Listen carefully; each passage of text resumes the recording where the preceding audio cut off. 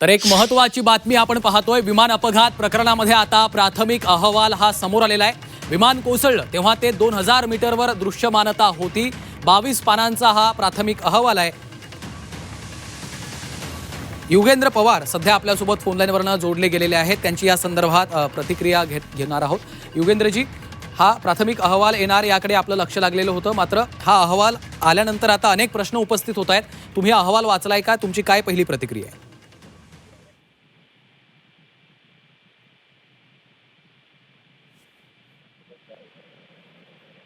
युगेंद्रजी, माझा आवाज येतोय? तर आपण त्यांच्याशी पुन्हा एकदा संपर्क साधण्याचा प्रयत्न करणार आहोत। मात्र 22 पानांचा अपघात प्रकरणामधला हा प्राथमिक अहवाल आहे। अपघातावेळी 2000 मीटरवर दृश्यमानता होती। रॉ डेटा हा डाउनलोड करण्यात आलेला आहे, असं देखील या अहवालात सांगण्यात आलेलं आहे।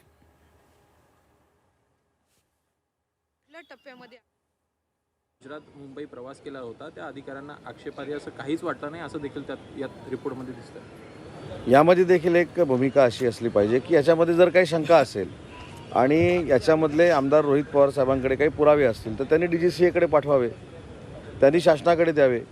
मी तुम्हाला आठवत असेल गेले 2 दिवस हेच सांगतो। आणि याच संदर्भात बोलण्यासाठी युगेंद्र पवार सध्या फोन लाईनवरनं आपल्यासोबत जोडले गेलेले आहेत। युगेंद्रजी, हा प्राथमिक अहवाल आलेला आहे दादांच्या या अपघात प्रकरणामध्ये, आणि हा अहवाल तुम्ही वाचलाय काय? काय तुमची पहिली प्रतिक्रिया आहे?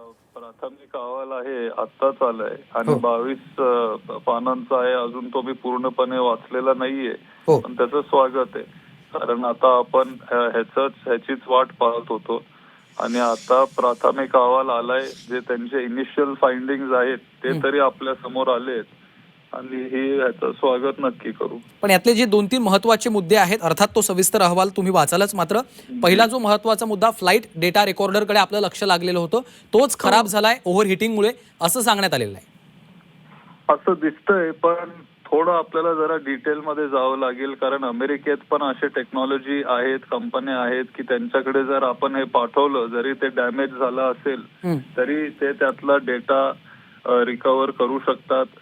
पार्शल डेटा रिकव्हरी होऊ शकते, कुठपर्यंत आपण तो डेटा घेऊ शकतो हा सगळा अभ्यास थोडा केला पाहिजे। आणि तो जो डेटा रेकॉर्डर आहे तो असाच बनवला जातो, म्हणजे टायटेनियम मध्ये तो बनवला जातो की हीट असेल किंवा एक्स्ट्रीम कोल्ड असेल ते तो डेटा बॉक्स ते विथस्टँड करू शकेल, या पद्धतीने तो बनवला जातो। ठीक आहे युगेंद्र पवारजी, धन्यवाद आपल्या या सविस्तर प्रतिक्रियेसाठी। उन्होंने कहा है कि विजिबिलिटी कम थी, लेकिन और बातें अगर आगे आनी है तो और जांच होनी चाहिए, और वो जांच शुरू है। जिस तरह से CBI जांच की उनके परिवार ने मांग की है, वो भी जांच होगी। मुख्यमंत्री ने पत्र लिखा है, होम डिपार्टमेंट नहीं, मुख्यमंत्री महोदय ने भी पत्र लिखा है। हमारे नेता शिंदे साहब की भी भूमिका यही है, सुनेत्रा बहनी की भी भूमिका यही है, लेकिन इसके बारे में DGCA जांच कर रही है। DGCA ने ये बताया है कि अभी भी जांच पूरी नहीं हुई है, उसमें और कुछ आने वाला है या उसमें और कुछ शामिल है, वो DGCA वाले बताने वाले हैं। उसमें जो रिकॉर्डर रहता है उसका रिकॉर्ड भी अमेरिका के पास भेजा है, उसकी जांच होगी, उसमें क्या क्या है वो भी सेंट्रल गवर्नमेंट को मिलेगा, और उसके बाद इसके ऊपर कहना अच्छा रहेगा।